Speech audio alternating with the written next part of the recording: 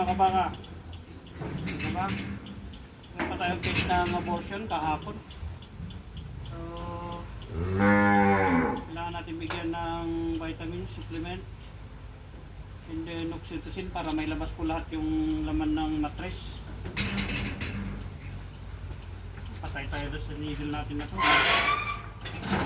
Ipitin ang baka. Oh. Oh.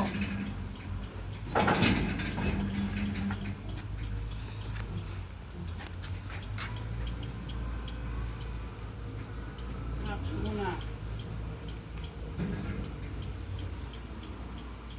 Actually, i-recommend namin mga cases na ganito for calling na kasi nag-abort Pag na eh. natulog si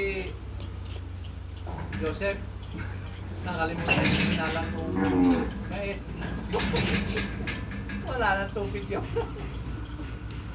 Oh. Oh. Oh. Oh.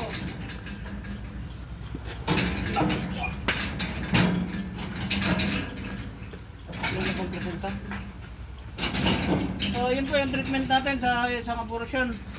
Vitamin supplement lang sa oxytocin para may labas yung laman ng kanyang mattress. So ito, babalik na siya doon sa open house.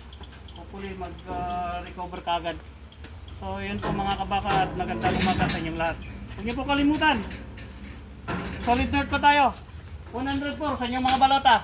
Magandang umaga po.